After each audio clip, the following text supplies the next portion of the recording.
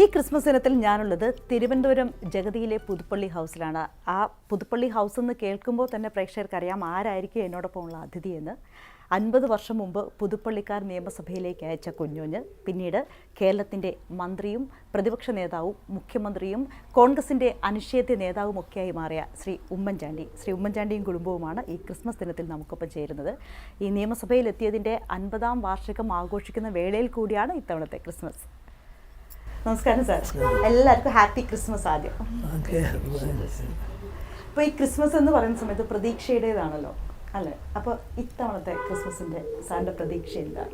നമ്മുടെ സമൂഹത്തിലെ ശാന്തിയും സമാധാനവും ജനങ്ങൾ തമ്മിലുള്ള പരസ്പര വിശ്വാസവും അത് പുലർന്നു പോകണമെന്നുള്ളതാണ് എൻ്റെ ഏറ്റവും വലിയ ആഗ്രഹം. കാരണം അതാണ് നമ്മുടെ ഏറ്റവും വലിയ ശക്തി.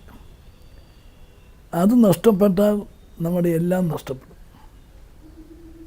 നമ്മുടെ രാജ്യം ആ കാര്യത്തിലൊരു മാതൃകയാണ്.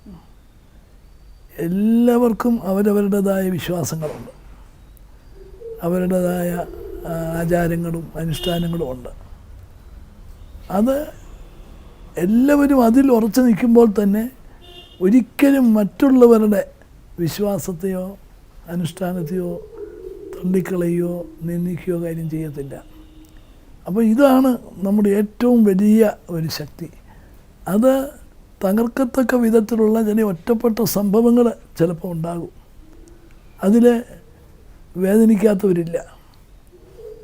നമുക്ക് അങ്ങനെ ഒരു കൊച്ചു സംഭവം പോലും ഇല്ലാത്ത വിധത്തിൽ നമ്മുടെ ആ ശാന്തിയും സമാധാനവും ആ സാഹോദര്യവും പരസ്പര വിശ്വാസവും നിലനിന്ന് കാണണം എന്നുള്ളതാണ് എൻ്റെ ഏറ്റവും വലിയ പ്രതീക്ഷ. ഇപ്പോൾ ഒരു കോവിഡിൻ്റെ ഒരു പ്രതിസന്ധി ഘട്ടത്തിലാണല്ലേ ഇത്തവണത്തെ ക്രിസ്മസ് വരുന്നത്. പിന്നെ അതൊരു സങ്കടകരമായ കാര്യമാണ്. പക്ഷേ പിന്നെ അത് മാറും എന്നുള്ളൊരു പ്രതീക്ഷ കൂടിയുണ്ട്, ഇപ്പോൾ സാറ് പറഞ്ഞതുപോലെ. പിന്നെ അതുപോലെ ഈ തദ്ദേശ തെരഞ്ഞെടുപ്പിൻ്റെ ഒരു ഫലത്തിൻ്റെ ഒരു ചെറിയൊരു സങ്കടം കൂടി ഉണ്ടല്ലോ. അപ്പോൾ അതിനൊക്കെ മറികടന്ന് ഇനി മുന്നോട്ട് എങ്ങനെ പോകാനാണ്? പിന്നെ ഈ തദ്ദേശ സ്വയംഭരണ സ്ഥാപനങ്ങളുടെ തിരഞ്ഞെടുപ്പ് ഫലം കോൺഗ്രസിനെ സംബന്ധിച്ചിടത്തോളം നിരാശാജനകമല്ല. പക്ഷേ കഴിഞ്ഞ തദ്ദേശ സ്വയംഭരണ സ്ഥാപനങ്ങളിലെ 2015 തിരഞ്ഞെടുപ്പ് ഫലവുമായി തട്ടിച്ച് നോക്കുമ്പോൾ അവിടെ ഇമ്പ്രൂവ്മെൻറ്റേ ഉള്ളൂ. പക്ഷേ എല്ലാവരും പ്രതീക്ഷിച്ച മറ്റൊന്നായിരുന്നു. ഇപ്പോൾ ഇന്നത്തെ ഒരു രാഷ്ട്രീയ അന്തരീക്ഷം, വിവാദങ്ങൾ, തർക്കങ്ങൾ, ഗവൺമെൻറ് വളരെ ഡിഫൻസിലാക്കുന്ന വിധത്തിലുള്ള പല പ്രവർത്തനങ്ങൾ, വാർത്തകൾ, അതിൻ്റെ അടിസ്ഥാനത്തിലൊരു തെരഞ്ഞെടുപ്പ് ഫലം പ്രതീക്ഷിച്ച എങ്കിൽ അതുപോലെ വന്നിട്ടില്ല. അപ്പം 2015 തദ്ദേശ സ്വയംഭരണ സ്ഥാപനങ്ങളുമായി തട്ടിച്ച് നോക്കുമ്പോൾ അതിനേക്കാൾ കൂടുതൽ തദ്ദേശ സ്വയംഭരണ സ്ഥാപനങ്ങൾ ഐക്യ ജനാധിപത്യ മുന്നണിക്ക് കിട്ടിയിട്ടുണ്ട്. അതിനേക്കാൾ ബെറ്ററായിട്ടുള്ള ഇതാണുള്ളത്. ഇപ്പോൾ നമുക്ക് ക്രിസ്മസിലേക്ക് തന്നെ വരികയാണെങ്കിൽ, ഇപ്പോൾ നിയമസഭയിലെത്തി 50ാം വാർഷികം ആഘോഷിക്കുന്ന ഒരു സമയത്തെ ക്രിസ്മസാണ്. അപ്പോൾ ഈ എന്തൊക്കെയാണ് ഈ ക്രിസ്മസിൻ്റെ ഓർമ്മകൾ? കുട്ടിക്കാലത്തേക്ക് എന്തെങ്കിലും ഓർമ്മകളുണ്ടോ? ക്രിസ്മസ് എന്ന് പറയുമ്പോൾ ക്രിസ്മസ് അവധിയെക്കുറിച്ചാണ് എപ്പോഴും ഉള്ള ഒരിത്. ഇപ്പോൾ ആ അവധിക്കാലം അതൊരു വളരെ സന്തോഷകരമായ ഒരു കാലഘട്ടമാണ്. പിന്നെ ഓണം, ക്രിസ്മസ് ഇത് രണ്ടും വരാൻ വേണ്ടി ഇങ്ങനെ കാത്തിരിക്കുക. അവധിക്കാലത്താണ് ബന്ധുക്കൾ, സുഹൃത്തുക്കൾ അവരെയെല്ലാം ഒന്നിച്ചു കൂടാനായിട്ടുള്ളൊരവസരമാണ്. അപ്പോൾ അത് ഒരു വലിയ ഒരു താല്പര്യമുള്ള സംഗതിയാണ്. ഇന്നും ആ പഴയകാല ഓർമ്മകൾ അയവിറക്കാറുണ്ട്. രാഷ്ട്രീയത്തിലേക്ക് എത്തിയ ശേഷം പിന്നെ അതിനൊന്നും സമയമല്ല അല്ലേ? അപ്പോൾ കൂടെ 43ാമത്തെ ക്രിസ്മസ് ആയിരിക്കും അല്ലേ ഒരുമിച്ച്? എങ്ങനെയാണ് അന്ന് കല്യാണം കഴിഞ്ഞ ശേഷമുള്ള ആദ്യ ക്രിസ്മസ്? അന്നെങ്കിലും കുറച്ച് തിരക്കൊന്നും ഇല്ലാണ്ട് കൂടെ കിട്ടിയിരുന്നോ? ആദ്യ ക്രിസ്മസ് ഞങ്ങളൊന്ന് കരുവാറ്റാപ്പള്ളി പോയിട്ട്, പിന്നെ എൻ്റെ നാട് ആദ്യം അങ്ങനെ ക്രിസ്മസ് ഭാര്യ വീട്ടിൽ നിന്നാണ്. അത് കഴിഞ്ഞ് പിന്നെ നമ്മൾ പുതുപ്പള്ളിയിൽ അങ്ങ് പോയി. പിന്നെ അമ്മ അവിടെയായിരുന്നു പുതുപ്പള്ളി. അന്ന് ബാക്കി പള്ളി കരുവാറ്റാപ്പള്ളി പോയി രാവിലെ കഴിഞ്ഞിട്ട് ഞങ്ങളങ്ങ് പുതുപ്പള്ളിയിൽ പോയി. പിന്നെ പ്രത്യേകിച്ച് ഓമ്മ വല്ല തരാനും തന്നിട്ടൊന്നും ഗിഫ്റ്റ് ഒന്നും തരില്ലേ? ഗിഫ്റ്റോ എൻ്റെ ദൈവം ഞങ്ങളുടെ ജീവിതത്തിൽ ഗിഫ്റ്റ് ഉണ്ടായിട്ടില്ല. കുട്ടികൾക്കും കിട്ടിയില്ല, നിങ്ങൾക്കൊന്നും കിട്ടില്ല? ക്രിസ്മസിന്റെ ചെറുതായ സമയത്ത് സാന്താക്ലോസ് വന്നു പറഞ്ഞു സാന്താക്ലോസ് വന്ന് ഗിഫ്റ്റ് കൊടുക്കും. കൊണ്ടെടുത്തു, അല്ലെങ്കിൽ ക്രിസ്മസ് ട്രീ എടുത്തോ, രാത്രി കൊണ്ടുവരും. ബെഡെ കൊണ്ട് ക്രിസ്മസ് സാന്താക്ലോസ് ബെഡെ കൊണ്ട് വെക്കുമായിരുന്നു. അമ്മച്ചി തരുന്നതാണോ? അല്ല, അത് അപ്പയും അമ്മയും ആരെങ്കിലും കൊണ്ട് വെക്കുന്നേ. അപ്പൊ അങ്ങനെ ക്രിസ്മസ് നമ്മുടെ ചെറുപ്പത്തിൽ അങ്ങനെ ഉണ്ടാവാറുണ്ടായിരുന്നു. അപ്പം രാത്രി കൊണ്ടുവെക്കും. അത് രാവിലെ ക്രിസ്മസ് പപ്പ കൊണ്ടുവന്നതൊക്കെ അങ്ങനെയുള്ള ചെറിയ ചെറിയ ഗിഫ്റ്റ് നമ്മള് ചെറുപ്പത്തില്. ഇപ്പൊ എഫിനോവയ്ക്ക് കിട്ടാറുണ്ടോ അങ്ങനെയൊക്കെ? ക്രിസ്മസ് പപ്പ ഈ ക്രിസ്മസിന്റെ ദിവസമെങ്കിലും മുഴുവൻ സമയം വീട്ടിലുണ്ടാവോ? നിങ്ങൾക്കൊപ്പം ഉണ്ടാവോ? ഇല്ല, രാവിലെ പോകും. ഇപ്പോൾ സാറിനാണെങ്കിൽ എന്നും ഈ ആളും ആരവങ്ങൾക്കിടയിലാണ് കണ്ടത്. അപ്പോൾ ഏതെങ്കിലും ഒരു സമയത്ത് ഇതൊന്നും ഇല്ലാണ്ട് ഒറ്റയ്ക്ക് ഇരിക്കണം തോന്നി ഏതെങ്കിലും ഒരു സമയം ഉണ്ടായിട്ടുണ്ട്? ഞാൻ പലപ്പോഴും ഞാൻ തന്നെ തുറന്ന് പറഞ്ഞിട്ടുണ്ട്, ഞാൻ ഏറ്റവും അധികം ഭയപ്പെടുന്ന ഏകാന്തതയാണ്. ഒരു സ്ഥലത്ത് ഏകാന്തനായി വന്ന് അവിടെ കുറേ സമയം ചിലവഴിക്കുക എന്ന് പറഞ്ഞാൽ എനിക്ക് വലിയ ബുദ്ധിമുട്ടുള്ള സംഗതിയാണ്. അപ്പോൾ ഈ കോവിഡ് കാലമൊക്കെ എങ്ങനെ, ആ ലോക്ക്ഡൗൺ സമയമൊക്കെ എങ്ങനെ അതിജീവിച്ച്? ഞാൻ വീട്ടിൽ തന്നെയായിരുന്നു. ഈ ആദ്യത്തെ ഒരു 3 ആഴ്ച സമയം ഞാൻ അങ്ങനെ കഴിച്ചു കൂട്ടി. അത് കഴിഞ്ഞ് വീണ്ടും എക്സ്റ്റൻഷൻ വന്നപ്പോൾ എനിക്ക് മനസ്സിലായി ഇത് പെട്ടെന്നൊന്നും തീരത്തില്ല. അപ്പം ഞാനൊരു ഫേസ്ബുക്ക് പോസ്റ്റ് ഇട്ടു, ഞാൻ അവൈലബിളാണ്, ടെലിഫോൺ നമ്പറും കൊടുത്തു. അപ്പം പിന്നെ ഭയങ്കരമായ കോളുകളാണ് വരുന്നത്. രാത്രിയൊക്കെ വളരെ ലേറ്റായിട്ട്. വിദേശത്ത് കുടുങ്ങിയവരെ അല്ലേ? വിദേശത്ത് കുടുങ്ങിയവരുണ്ട്, പിന്നെ ഇന്ത്യയുടെ വിവിധ ഭാഗങ്ങളിൽ അതിൽ വന്നിട്ടുണ്ട്. കല്യാണം കഴിക്കുന്ന സമയത്ത് തോന്നിയിരുന്നു ഇങ്ങനെയും തിരക്ക് പിടിച്ചൊരു രാഷ്ട്രീയ നേതാവിനെയാണ് കല്യാണം കഴിക്കുന്നത്. ഇപ്പോൾ കുടുംബത്തിൻ്റെ ഉത്തരവാദിത്തമൊക്കെ കൂടുതലും അല്ലെ, വീട്ടുകാര്യങ്ങളൊക്കെ കൂടുതലും സ്വന്തം ചുമതലയിലായിരിക്കല്ലോ. സാധാരണ രാഷ്ട്രീയക്കാരനില്ലാത്തൊരു തിരക്കാണെന്ന് അറിഞ്ഞു തുടങ്ങി, ബന്ധപ്പെട്ടുപോയി പിന്നീടല്ലേ. നമുക്കിത് അറിയത്തില്ലല്ലോ. ഓക്കെ, ഇപ്പോൾ ഇങ്ങനെ സാറിന് തിരക്ക് പിടിച്ച് ഓടി നടക്കുമ്പോൾ വീട്ടിലെ കാര്യങ്ങളൊക്കെ ചെയ്യാൻ ഇങ്ങനെ ഒരാളുള്ളത് കൊണ്ടാണല്ലോ. അപ്പോൾ ആ ഒരു പിന്തുണ എങ്ങനെയാണ്? പൂർണ്ണ സ്വാതന്ത്ര്യം കൊടുത്തിട്ടുണ്ട്. എൻ്റെ പങ്കാളിത്തം ഒന്നും ഉണ്ടാകില്ലെന്നും പറഞ്ഞിട്ടുണ്ട്. ആദ്യം പറഞ്ഞിരുന്നോ? കല്യാണം കഴിക്കുന്ന സമയത്ത് പറഞ്ഞിരുന്നോ? അത് പ്രവൃത്തി കൂടെ മനസ്സിലാക്കിയിട്ട് സ്വിച്ച് ഏതാണെന്ന് അറിയത്തില്ല, ഇപ്പോഴും അറിയില്ല. ഇപ്പോൾ മുമ്പൊരു ഇതിൽ കേട്ടിട്ടുണ്ട്, ഇപ്പോൾ ചാണ്ടിയെ 3-ാമത്തെ വയസ്സിലൊരു ഹർത്താൽ ദിനത്തിലാണ് ഫുൾ ടൈം അച്ഛൻ കണ്ടത് മകനെന്ന്. മകൻ അച്ഛനെ കണ്ടത്. ഇവിടെ ഇരുന്നിട്ടേ ഇല്ല. അപ്പൊ അങ്ങനെ ഉള്ള യാത്രയുണ്ട്. 2-ാമത്തെ വയസ്സിൽ അങ്ങനെയാണ് ഒരു ഹർത്താലും പനിയും കൂടെ ഉണ്ടെന്ന എന്റെ ഓർമ്മ. പക്ഷെ നമ്മൾ പറയുന്നത് പനിയില്ല, പക്ഷെ അപ്പഴേക്ക് പനിയും ഉണ്ടെന്ന എന്റെ ഓർമ്മ. അങ്ങനെ ഒരു ദിവസം മേലത്തെ ബെഡ്റൂമിൽ വെച്ചാൽ പരിചയപ്പെടുന്നത് അച്ഛനെ പരിചയപ്പെടുന്നത്. എനിക്കൊന്ന് മറിയത്തെ ആദ്യ കുട്ടി ആയതുകൊണ്ട് മറിയത്തിന് കുറച്ചും കൂടി ഒരു കെയറിംഗ് ഒക്കെ ലഭിച്ചിട്ടുണ്ടാവും അല്ലേ? അങ്ങനെ ഇപ്പൊ പറയാൻ പറ്റത്തില്ല. ചെറുപ്പത്തിലെ തീരെ കുഞ്ഞിലെ ഓർമ്മയില്ല. അത് കഴിഞ്ഞ് പിന്നെ സ്കൂളൊക്കെ തുടങ്ങിയതിന് ശേഷം parents PTA meeting, school day അങ്ങനെയൊന്നും വരുന്ന ഒരു റെഗുലർ ആയിട്ടില്ല. എൻ്റെ LKGയിലെ ഒരു പ്രോഗ്രാം എൻ്റെ ഡാൻസ് കാണാൻ വന്നിട്ടുണ്ടായിരുന്നു. അത് കഴിഞ്ഞ് പിന്നെ ഞാൻ 10th സ്റ്റാൻഡേർഡിൽ പഠിക്കുമ്പോൾ പിന്നെ അപ്പോൾ ഫിനാൻസ് മിനിസ്റ്ററാണ്, അന്ന് ഞാൻ ബാൻഡ് ലീഡറാണ്. അപ്പം അന്ന് അപ്പേ സ്വീകരിച്ചത് ഞാനാണ്. പിന്നെ എനിക്ക് ഒരു പ്രൈസും കിട്ടിയിട്ടുണ്ട്. അപ്പം അത് LKG വന്നു, 10th വന്നു. അല്ലാതെ ബാക്കിയെല്ലാം അമ്മ തന്നെയാണ്. പിന്നെ പരീക്ഷയ്ക്ക് മാർക്ക് അങ്ങനെയൊന്നും അപ്പയ്ക്കൊരു പ്രശ്നമില്ല.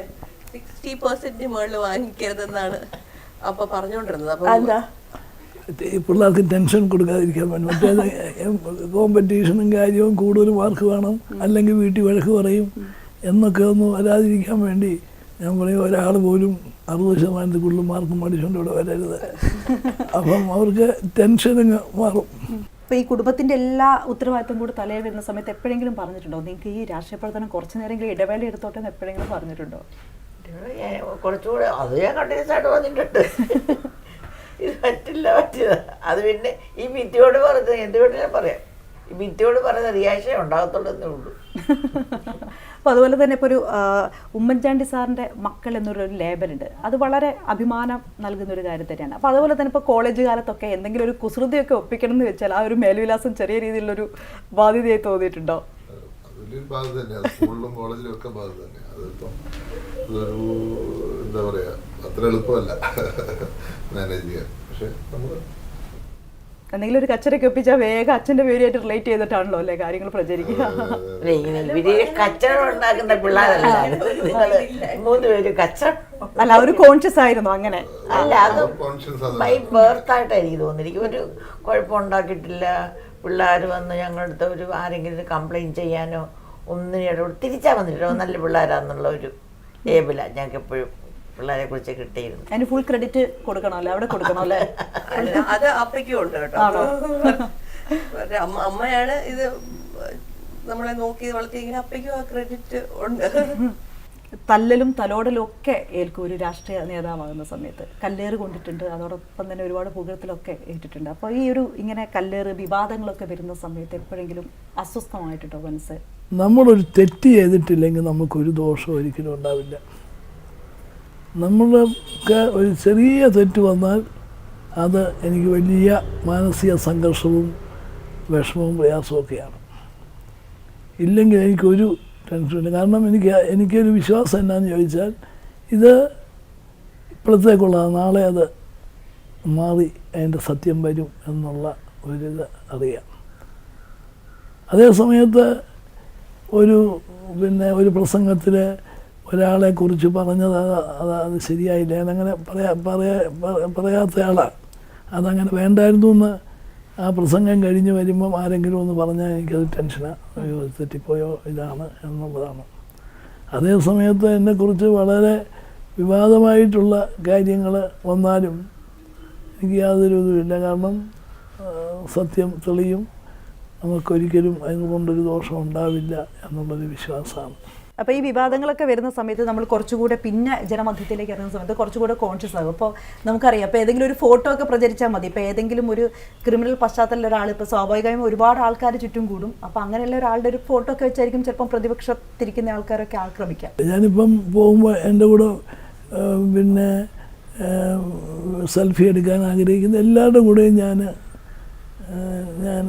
നിന്ന് കൊടുക്കും, ഫോട്ടോ എടുക്കും.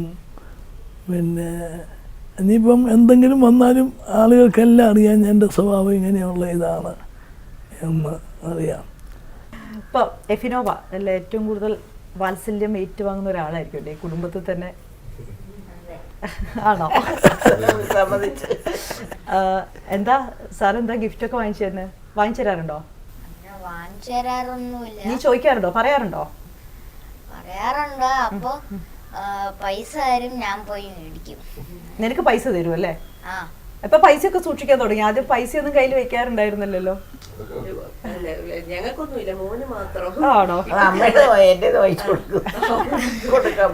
ആണോ? ഇതിപ്പോൾ കല്യാണം കഴിഞ്ഞൊക്കെ ഒരു സമയത്ത് ഇപ്പോൾ സാധാരണ ഇപ്പോൾ ഹസ്ബൻഡ് എന്ന് പറയുന്ന സമയത്ത് നമുക്കൊരു കെയറിങ്, ഇപ്പോൾ രാഷ്ട്രീയ നേതാവാണ് എന്നൊക്കെ അറിയാം. അപ്പോൾ ആ കെയറിങ്ങിനൊന്നുള്ളൊരു സമയം കിട്ടാത്ത ഒരു ഘട്ടമായിരിക്കുമല്ലോ. അപ്പോൾ ആ സമയത്തൊക്കെ എങ്ങനെയായിരുന്നു? ഭയങ്കര അപ്സെറ്റ്. അതിപ്പോൾ അതെനിക്ക് ഇങ്ങനെ ഓർക്കാനേ വേല. എൻ്റെ കസിൻസ് എല്ലാം ഒഫീഷ്യൽസായിരുന്നു. ഇപ്പം രാഷ്ട്രീയമായിട്ടും തീരെ അറിയാനും വേല. അപ്പം നമ്മൾ സാധാരണ വിചാരിക്കുന്ന ഒരു കുടുംബജീവിതമുണ്ടോ, അതൊരിക്കലും കുഞ്ഞിൻ്റെ ഒരു ഒറ്റപ്പെട്ട നിമിഷങ്ങളൊന്നും അങ്ങനെ കിട്ടിയിട്ടില്ല. ജോലി ചെയ്ത് വരും, നേരെ വിട്ടിട്ട് കിടക്കും, ഉറങ്ങും, രാവിലെ 5 മണിക്ക് എന്നിട്ട് പോകും. അടുത്ത കല്യാണം കഴിഞ്ഞിട്ടുള്ള ആദ്യ ദിവസത്തിന് പ്രസാദി 12 മണിക്ക് വന്ന് കയറി 5 മണിക്ക് എന്നിട്ട് പോയി. പിന്നെ അത് തന്നെയാണ് ദിവസവും. ഈ പ്രണയലേഖനം എഴുതിയതിനെ കുറിച്ച് കേട്ടിട്ടുണ്ട്. രാഷ്ട്രീയമായിട്ടാണ് പ്രണയലേഖനം എഴുതിയത്, ശരിയാണോ? രാഷ്ട്രീയമായിട്ടാണെന്ന് അറിയത്തില്ല. പ്രണയലേഖനം 5-6 മാസം എഴുതിയിട്ടുണ്ട്. പരസ്പരം അങ്ങോട്ടും എഴുതിയിട്ടുണ്ട്. ഫോൺ വിളിച്ചിട്ട് എഴുതിയ കുഞ്ഞുഞ്ഞ് ഭയങ്കര കുറച്ച് എഴുതുന്നത്. ഞാനിങ്ങനെ എൻ്റെ ഇല്ലസ്ട്രേറ്റീവായിട്ട് എഴുതും. ചാണ്ടി ഇപ്പോൾ രാഷ്ട്രീയത്തിലേക്ക് ഇറങ്ങിയിട്ടുണ്ട്. ഇപ്പോൾ ഈ ഒരു ഇലക്ഷൻ സമയത്തൊക്കെ വളരെ സജീവമായിട്ട് തന്നെ തോന്നിയിട്ടുണ്ട്. അപ്പോൾ ഒരു തെരഞ്ഞെടുപ്പ് രാഷ്ട്രീയത്തിലേക്ക് നമുക്ക് പ്രതീക്ഷിക്കാമോ? ഇപ്പം 20 വർഷമായിട്ട് ഈ ഒരു ഇലക്ഷൻ മാത്രമല്ല, 20 വർഷമായിട്ട് ഞാൻ വർക്ക് ചെയ്യുന്നുണ്ട്. 12 ജനറൽ ഇലക്ഷൻ ഉൾപ്പെടെ ഇന്ത്യയുടെ വിവിധ ഭാഗങ്ങളിലെ ഇലക്ഷൻ, അതുപോലെ പാർട്ടി പ്രവർത്തനത്തിൽ പങ്കെടുത്തിട്ടുണ്ട്. അത് തുടരും. അതിപ്പം ഇലക്ഷൻ മത്സരിച്ചാൽ മാത്രമേ എല്ലാവരും പാർട്ടി അല്ലെങ്കിൽ നേതാക്കന്മാരാവുന്നുമില്ലല്ലോ. നമുക്ക് പ്രവർത്തിച്ച് കൊണ്ടിരിക്കാം. അതുകൊണ്ട് നിർബന്ധമൊന്നുമില്ല. അങ്ങനെ നിർബന്ധമുണ്ടോ മത്സരിക്കണോ? അതൊക്കെ പാർട്ടിയുടെ ഇഷ്ടം, പാർട്ടിയുടെ തീരുമാനം. മകനൊരു വളർന്നു വരുന്ന രാഷ്ട്രീയ നേതാവാണ്. അപ്പോൾ മകന് ഏതെങ്കിലും തരത്തിലുള്ളൊരു ഇപ്പോൾ ഇത്രയും കാലത്തെ രാഷ്ട്രീയ ജീവിതാനുഭവങ്ങൾക്കിടയിൽ നിന്നുകൊണ്ട് ഏതെങ്കിലും തരത്തിലുള്ള ഉപദേശങ്ങളൊക്കെ കൊടുക്കാറുണ്ടോ? ഞാൻ ഞാൻ പിള്ളേർ രാഷ്ട്രീയത്തിൽ വരുന്നതിനെ ഞാൻ നിരുത്സാഹപ്പെടുത്തിയിട്ടില്ല.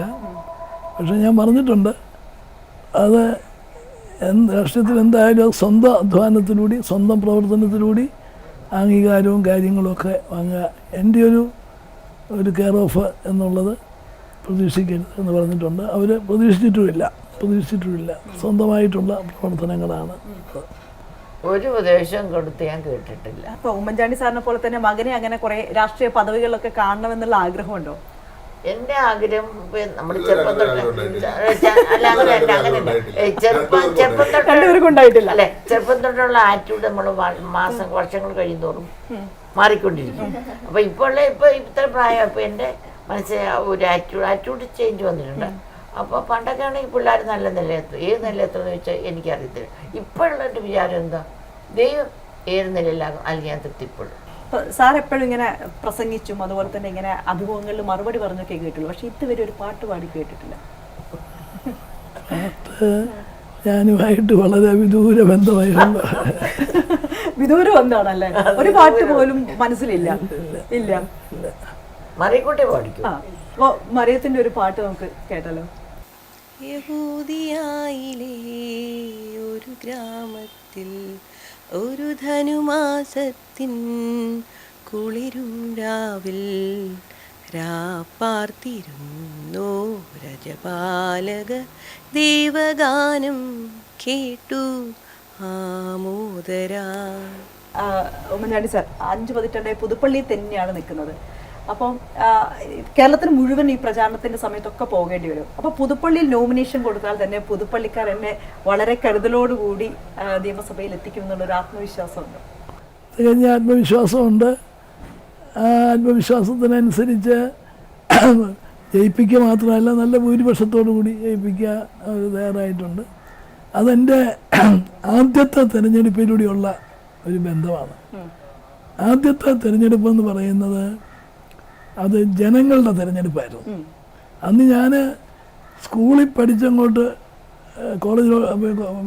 കോളേജ് വിദ്യാഭ്യാസം കഴിഞ്ഞ് പുറത്തിറങ്ങിയതേ ഉള്ളൂ.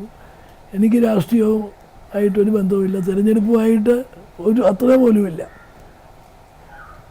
അപ്പം അവിടെ എനിക്ക് കൊണ്ട് സീറ്റ് തരുന്നത് തന്നെ പാർട്ടി നേതാവ് കൊണ്ട് എനിക്ക് ഇതിൻ്റെ ചിഹ്നത്തിൻ്റെ തരുമ്പോൾ തന്നെ ജയിക്കുമെന്ന് പ്രതീക്ഷിക്കരുത്. 2ാം സ്ഥാനത്തെത്തിയാൽ ഞങ്ങൾ ജയിച്ചതായിട്ട് പാർട്ടി കണക്കാക്കും എന്ന് പറഞ്ഞാണ്. കാരണം എന്നാന്ന് ചോദിച്ചാൽ സംഘടനാപരമായി തന്നെ കോൺഗ്രസ് ദുർബലപ്പെട്ടിരിക്കുന്നു. അന്ന് കോൺഗ്രസ് സ്പ്ലിറ്റായിട്ട് പിന്നെ ഇന്ദിരാഗാന്ധിയുടെ കൂടെ ആണ് ഞങ്ങളൊക്കെ നിൽക്കുന്നത് 69 ഇലക്ഷൻ. ആ പുതുപ്പള്ളി നിയോജക മണ്ഡലത്തിലെ മുഴുവൻ കോൺഗ്രസ് 3 പേരൊഴിച്ച് ബാക്കിയുള്ളവരെല്ലാം മറുഭാഗത്തേക്ക് പോയി. അപ്പം കോട്ടയം ജില്ലയിൽ 11 സീറ്റാണ് ഉള്ളത്. 11ാമത്തെ ചാൻസുള്ള സീറ്റായിട്ടാണ് പാർട്ടി കണക്കാക്കിയിരിക്കുന്നത്. അപ്പോൾ ഒരിടത്തും കമ്മിറ്റി ഇല്ല, ഒന്നുമില്ല. പക്ഷേ ഓരോ സ്ഥലത്തും മീറ്റിംഗ് കൂടുമെന്ന് പറയും. അവിടെ ഒരു 10-100 പേരങ്ങ് കൂടും. അവിടെയൊക്കെ കാണുകയും അറിയുകയൊക്കെ ചെയ്യുന്ന അവിടെ വെച്ചാൽ. അപ്പോൾ ആദ്യത്തെ ഈ തിരഞ്ഞെടുപ്പ് എന്ന് പറഞ്ഞാൽ പാർട്ടിയല്ല, ജനങ്ങളുടെ തിരഞ്ഞെടുപ്പായിരുന്നു. അപ്പോൾ അതുകൊണ്ട് എനിക്ക് ജനങ്ങളുമായിട്ടും ആ നാടുമായിട്ടുമുള്ള എൻ്റെ ഒരു വലിയ ബന്ധം എനിക്ക് ഒരു വിധത്തിലും മറക്കാൻ പറ്റാത്ത, എന്നെ ഞാനാക്കിയത് അതുകൊണ്ടാണ്. വെറുതെ ഒരു രസം എന്നുള്ള രീതിയിലാണ് ചോദിക്കുന്നത്. ഇപ്പോൾ ഈ ഒരു 5 വർഷക്കാലം LDF ഗവൺമെൻറ് ഭരിച്ചുകൊണ്ടിരിക്കുകയാണ്. ഇപ്പോൾ ഒരുപാട് ക്രൈസിസിലൂടെയൊക്കെ ആ സർക്കാർ കടന്നുപോയി. അപ്പോൾ ആ സർക്കാർ ചെയ്ത ഏതെങ്കിലും ഒരു നല്ല പ്രവൃത്തിയായിട്ട് താങ്കൾക്ക് തോന്നുന്നത്? ഇപ്പോൾ നമ്മളിപ്പോൾ ഒരാൾ ചെയ്തതിന് നല്ലതിൻ്റെയും ചീത്ത വശങ്ങളൊക്കെ ഉണ്ടാവുമല്ലോ. അപ്പോൾ അതിലൊരു നല്ല വശമായി തോന്നിയിട്ടുള്ളത് ഏതാ? വികസന പ്രവർത്തനങ്ങൾക്ക് കേരളത്തിലെ ഏറ്റവും വലിയ തടസ്സം ഈ അതിനാവശ്യമായ സ്ഥലം എടുക്കുക എന്നുള്ളതാണ്. സ്ഥലം എടുക്കാൻ കിട്ടുന്നില്ല എന്നുള്ളതാണ്. ആ കാര്യത്തിൽ കുറേ കാര്യങ്ങൾ ഇവർ ചെയ്തിട്ടുണ്ട്. പക്ഷേ അവർ വലിയ ക്രെഡിറ്റ് അവകാശപ്പെടുമ്പോഴും അതിൻ്റെ മഹാഭൂരിപക്ഷവും അതിന് മുമ്പുള്ളവരെടുത്തതാണ്. ഉദാഹരണത്തിന് ഗ്യാസ് പൈപ്പ് എടുത്ത് അവർ കുറേ സമരങ്ങളും അക്രമങ്ങളും ഒക്കെ നടന്നേര സ്പോട്ടുകൾ ഒഴിച്ച് ബാക്കിയുള്ള സ്ഥലം മുഴുവൻ എടുത്തതാണ്. ടോട്ടൽ നോക്കിയാൽ 80% കൂടുതലും സ്ഥലം എടുത്തത് കഴിഞ്ഞ ഗവൺമെൻറ്റാണ്. പക്ഷേ ഈ തർക്കങ്ങളുണ്ടായിരുന്ന ആ ഒരു ഏരിയ അവർക്ക് എടുക്കാൻ സാധിച്ചു. അപ്പോൾ അതൊരു കാര്യമായിട്ട് തന്നെ കാണുക. അതുപോലെ ഇപ്പോൾ ഞങ്ങൾക്ക് മാധ്യമപ്രവർത്തകർക്ക് തോന്നിയ ഒരു കാര്യം എന്ന് പറയുന്നത്, ഇപ്പോൾ നമ്മളിപ്പോൾ എന്തെങ്കിലും ഒരു ഭയങ്കര വിവാദം കത്തി നിൽക്കുന്ന ഒരു സമയത്താണെങ്കിലും ഒരു പ്രതികരണം ചോദിച്ചാൽ അങ്ങനെ ദേഷ്യപ്പെടുകയോ അല്ലെങ്കിൽ ഭയങ്കര അസ്വസ്ഥതയോടുകൂടി പ്രതികരിക്കുന്നതോ കണ്ടിട്ടില്ല. അതിപ്പോൾ ഒരു രാഷ്ട്രീയത്തിലേക്ക് കടന്നു വന്ന ശേഷം രൂപപ്പെടുത്തിയതാണ് ആ ഒരു സ്വഭാവ സവിശേഷത. ഞാൻ എപ്പോഴും അതർ മാൻസ് പോയിൻ്റ് ഓഫ് വ്യൂടെ നോക്കും. Other man's point of view. ഇപ്പം എൻ്റെ പോയിൻ്റ് ഓഫ് വ്യൂവിൽ അതൊരു അല്പം ബുദ്ധിമുട്ടേറിയ ക്വസ്റ്റ്യൻ ആയിരിക്കാം, അല്ലെങ്കിൽ അനാവശ്യമായ ചോദ്യമെന്ന് എന്നെ മനസ്സിലുണ്ടാകാം. പക്ഷേ ആ ചോദിക്കുന്ന ആളിൻ്റെ ജോലിയായിട്ട് ബന്ധപ്പെട്ടൊരു ജോലിയാണ് ഉള്ളത്. അപ്പം അവർക്ക് അവരുടെ ജോലിയോടുള്ള ഒരു കടമ നിറവേറ്റുന്നു എന്നുള്ള നിലയിൽ നമ്മൾ അതിന് മറുപടി പറയുക, അല്ലെങ്കിൽ മറുപടി പറയാതിരിക്കുക. അല്ലാതെ അവരോടൊരു അനിഷ്ടം കാണിക്കുന്നത് എനിക്ക് ഒരു വിഷമമുണ്ട്. ദേഷ്യപ്പെടാറേ ഇല്ലേ? ദേഷ്യപ്പെടാറില്ല. ഇല്ല, വീട്ടിലും ദേഷ്യപ്പെടാറൊന്നുമില്ല. വീട്ടിൽ ദേഷ്യപ്പെടാറില്ല. ഇപ്പോൾ ഉമ്മൻചാണ്ടി സാറിൻ്റെ ഏറ്റവും ഇഷ്ടപ്പെട്ട ക്യാരക്ടർ, അതോടൊപ്പം തന്നെ ഇഷ്ടപ്പെടാത്ത ക്യാരക്ടർ എന്താ? ഇഷ്ടപ്പെടാത്ത ക്യാരക്ടർ ആദ്യം പറയാം. ആദ്യം പറയാം. അത് എനിക്ക് തൊട്ട് നോ പറയേണ്ട പല സമയം നോദിക്കുന്ന കാണുമ്പോൾ എനിക്ക് ദേഷ്യം വരും. പിന്നത്തെ ഇഷ്ടമുള്ളത് ഈ സാധാരണ ഒരു വ്യക്തിക്കില്ലാത്ത ക്ഷമയുണ്ട്. അത് ഭയങ്കര ആ ക്ഷമയുടെ കാര്യത്തിൽ താഴ്മയുണ്ട്, സൗമ്യതയുണ്ട്, ഇതൊക്കെ ഒരുപാട് ക്വാളിറ്റീസ് ഉണ്ട്. പക്ഷെ ഏറ്റവും ഈ ക്ഷമയുടെ കാര്യത്തിലാണ് ഇപ്പൊ എന്നെയൊക്കെ ടോളറേറ്റ് ചെയ്യാന്ന് വെച്ചത്. എന്നെ പിള്ളേരെയൊക്കെ ടോളറേറ്റ് ചെയ്ത് ശരിയാണോ? അല്ല, അതർവൈസ് പോയിന്റ് ഓഫ് വ്യൂ പറയുമ്പോൾ എല്ലാവരുടെ എടുക്കും. ഭാര്യ എക്സെപ്റ്റ് അതിനകത്ത് കേട്ടോ. ഭാര്യയുടെ അതർവൈസ് പോയിന്റ് ഓഫ് വ്യൂ ഇല്ല, അതൊന്നും ഇല്ല. എഫിനോവയ്ക്കോ? വഴക്ക് പറയത്തൊന്നുമില്ല, എന്ത് പറഞ്ഞാലും അത് എന്ന് പറഞ്ഞാൽ സാധിച്ചിരുന്നൊരു ക്യാരക്ടറാണ്. ഒരിക്കലും ദേഷ്യപ്പെടാറോ ഒന്നുമില്ല. അത് മാക്സിമം മുതലാക്കാറുണ്ട് അല്ലേ? അതെ. മോനെ പരാതിയുണ്ട് എപ്പോഴും അതുകൂടെ എപ്പോഴുള്ള പരാതി എൻ്റെ കൂടെ ഇരിക്കത്തില്ല. വീട്ടിലുണ്ടെങ്കിലും അവിടെ ഓഫീസ് മുറി പോയിട്ട് കോളകൾ അല്ലെങ്കിൽ ഫയലുകൾ ഒപ്പിട്ടുകൊണ്ടിരിക്കും. ആണോ? നിവേദനങ്ങൾക്കൊന്നും ഇപ്പൊ ഈ കോവിഡ് കാലത്തും കുറവൊന്നുമില്ല അല്ലേ? അത് കുറവൊന്നുമില്ല. ഫുൾ ആക്റ്റീവായിരുന്നു. വീട്ടിനകത്തിരുന്നാലും പോലും ആക്റ്റീവായിരുന്നു. അതൊരു പോസിറ്റീവ് സൈഡായിരുന്നു. മറിയക്കാണെങ്കിലും തോന്നിയിട്ടുള്ള പച്ചനിൽ നിന്ന് അല്ലെങ്കിൽ അപ്പോൾ ഈ പറഞ്ഞ പോലെ ഭയങ്കര ക്ഷമാശീലം. പിന്നെ നമ്മളെ ഒന്നിനും വഴക്ക് പറയില്ല. നമുക്ക് ഫുൾ സ്വാതന്ത്ര്യമാണ് നമുക്ക്. പക്ഷേ ഈ പറഞ്ഞ പോലെ അമ്മയാണ് വളർത്തിയെങ്കിലും അപ്പ ലീഡ് ചെയ്ത അപ്പം ജീവിക്കുന്ന ഒരു ജീവിത രീതി ഉണ്ടല്ലോ, അത് നമ്മൾ കണ്ടുപഠിക്കുമല്ലോ. അതിൽ നിന്ന് നമുക്ക് ഇങ്ങനെ ഇരുന്ന് ഉപദേശിക്കാനും പറയാനും ഒന്നും ഇല്ലെങ്കിൽ അതിൽ നിന്ന് നമ്മൾ ഒരുപാട് ലേൺ ചെയ്തിട്ടുണ്ട്. ഭയങ്കര ക്ഷമ, ലോകത്തിൽ ഇത്രയും ക്ഷമ വ്യക്തിക്ക് കാണത്തില്ല. ചാണ്ടിക്കുണ്ടോ ആ ക്ഷമ? അത്രയും മനുഷ്യർക്ക് ഇച്ചിരി ബുദ്ധിമുട്ടാണ്. ചില കാര്യങ്ങൾ നോ പറയേണ്ടടുത്ത് നോ പറയണം. അപ്പോൾ അടുത്ത ക്രിസ്മസ് ആകുന്ന സമയത്ത് കേരളത്തിന്റെ മുഖ്യമന്ത്രി ആയിട്ടുള്ള ഉമ്മൻചാണ്ടി സാറിനെ ഇന്റർവ്യൂ ചെയ്യാൻ പറ്റുമെന്ന് വിചാരിക്കട്ടെ. ഞാൻ 2 പ്രാവശ്യം ഞാൻ മുഖ്യമന്ത്രിയായി, എനിക്ക് ധാരാളം അവസരം കിട്ടിയിട്ടുണ്ട്. ഇനിയിപ്പോൾ അങ്ങനെയൊരു പ്രത്യേക മോഹങ്ങളോ അങ്ങനെയൊന്നുമില്ല. മോഹങ്ങളല്ല, ആൾക്കാർ പാർട്ടി ഏൽപ്പിച്ചാണ്. സംബന്ധിച്ചിടത്തോളം പ്രത്യേകിച്ചൊന്നുമില്ല. എന്തായാലും അവസാനമായിട്ട് പ്രേക്ഷകർക്ക് ഒരു ക്രിസ്മസ് ആശംസ. സമാധാനത്തിൻ്റെയും സാഹോദര്യത്തിൻ്റെയും പ്രതീകമായിട്ടാണ് ക്രിസ്മസ് പുതുവത്സരത്തെ നമ്മൾ കാണാറ്.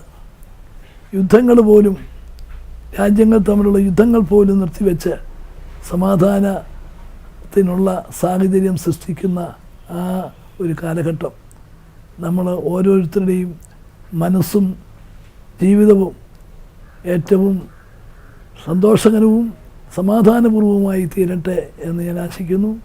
എല്ലാവർക്കും ക്രിസ്മസിൻ്റെയും പുതുവത്സരത്തിൻ്റെയും ആശംസകൾ നേരുന്നു. അപ്പോൾ മീഡിയ വണ്ണിൻ്റെ എല്ലാവിധ ആശംസകളും നേരുകയാണ് ശ്രീ ഉമ്മൻചാണ്ടി സാറിനും കുടുംബത്തിനും. ഇത്രയും സമയം ഞങ്ങളോടൊപ്പം ചെലവഴിച്ചതിന് ഒരുപാട് നന്ദി. Okay, thank you.